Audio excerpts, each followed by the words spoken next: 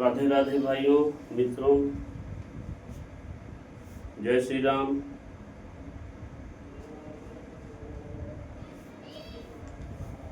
जैसा कि आप सबको पता है, हम कुछ दिनों से हिम्मत न हारिए विषय पर एक एक भाग आप लोगों के समक्ष रख रहे हैं। और आज चौथा दिन है, तो भाग 4 हम आपको आज बताएंगे कि मन में लोगों को क्या करना चाहिए अगर आप अपने जीवन को सफल बनाना चाहते हैं। तो ज़्यादा न खींचते हुए आपको ले चलते हैं। मन में सबके लिए सद्भावनाएं रखना, संयम पूर्ण सच्चरित्रता के साथ समय व्यतीत करना, दूसरों की भलाई बन सके उसके लिए प्रयत्नशील रहना, वाणी को केवल सत् प्रयोजनों के लिए ही बोलना और न्यायपूर्ण कमाई पर ही गुजारा करना, अब भगवान का स्मरण करते रहना, अनुकूल प्रतिकूल परिस्थितियों में विचलित न होना, यही नियम है जिनका पालन करने से जीवन सफल बना लेना ही सच्ची दूरदर्शिता है और बुद्धिमत्ता है। जब तक हम में अहंकार है, जब तक हमें अहंकार की भावना रहेगी, तब तक त्याग की भावना का उदय नहीं हो सकता। इसलिए अहंकार को छोड़िए, दूसरे के परोपकार में लगिए, इसी से जीवन सफल होगा। अहंकार जिस व्यक्ति के अंदर आया, जिससे हम कहते हैं जब अगर हम आपके अंदर बरकरार रहे तो आप भगवान की प्राप्ति की ओर, भगवान के तरफ आकर्षित नहीं हो सकते, ईश्वर की तरफ आकर्षित नहीं हो सकते। तो आपको सबसे पहले, अगर भगवान ईश्वर ने आपको इतना कुछ दिया है और जिस पुरुष को भगवान के द्वारा दिया हुआ और उनके अंदर अहंकार नाम का चीज़ नहीं है, वो सच्चे साधु हैं, सच्चे ईश्वर के भक्त हैं। अहंकार ही जीवन का नाश करने वाला होता है। आपको आपके जीवन को पूर्ण न करा के पाप कराता है और आपका जीवन नरकमय बनाता है, नर्क की तरफ ढकेलता है। तो सबसे पहले आपको हमको हटाना होगा। हम मतलब कि हम जो कहे तो हम ही हमारा सब बात माने, हम किसी का बात नहीं मानेंगे। हमारे पास सबसे ज़्यादा है और किसी के पास कुछ नहीं है। हम इतना पूजा पाठ करते हैं, दूसरा हमारे आगे तुच्छ है। तो ये भावनाएं जब तक आपके अंदर विद्यमान रहेगी तो आपको आगे नहीं बढ़ा सकती। तो आपको आपके मन में सद्भावनाएं जरूर होना चाहिए दूसरों के प्रति। दूसरे का सुख दुख में आपको साथ देना चाहिए। शादी विवाह, किसी की ज़रूरतमंद हो, अगर आपके पास ईश्वर ने दिया है तो मदद करना चाहिए। तो ये न सोचिए कि वो वापस करेगा कि नहीं। हो सकता है पिछले जन्म में आपने उसका लिया हो तो आप ऋणी हो, तो जो कुछ आप देंगे, अब आप ये समझ लीजिए, अगर ये पंखा चल रहा है तो चलाने वाला कौन है? पंखा अपने से तो चल नहीं रहा है। वही ये शरीर भी पंखा है, इसको चलाने वाला कौन है? इस पंखे को तो मनुष्य चला रहा है, लेकिन मनुष्य भी चला रहा है कैसे? ईश्वर के द्वारा हम, ये शरीर भी चल रही है, इस शरीर के द्वारा ईश्वर उसको जो है बटन ऑन ऑफ कराते हैं। तो सारा कुछ तो ईश्वर कर रहा है। हम कहाँ, हम कौन? मैं कौन हूँ?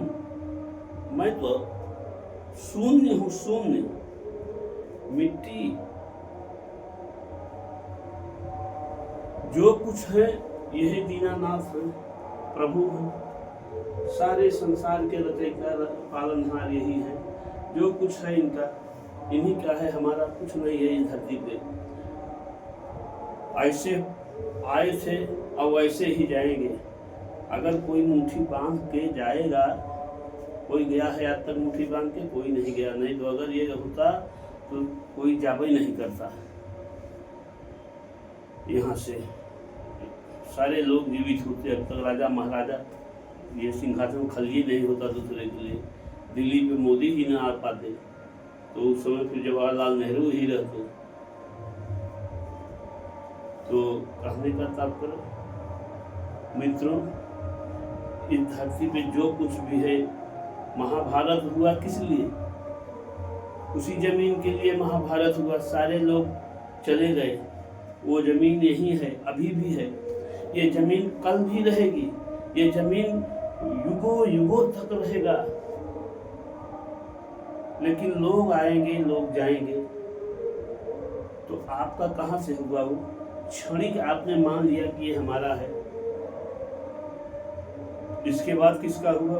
आपके बाद किसका हुआ? उसके बाद किसका हुआ? तो फिर आपका क्या है और लोगों का क्या है?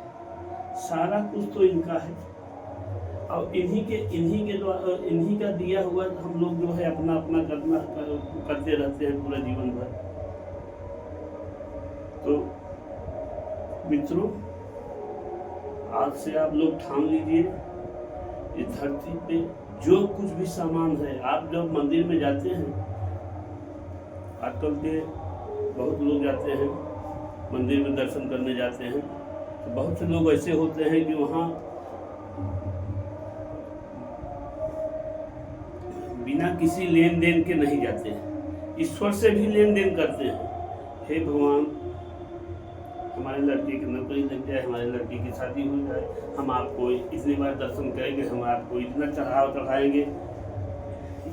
ये तो बनियागिरी वहाँ भी आप कर रहे हैं उनसे। आप क्या दे रहे हो उनको? उन्हीं का तो सारा कुछ उनको दे रहे हो, अपना क्या दे रहे हो? आप कभी सोचा आपने?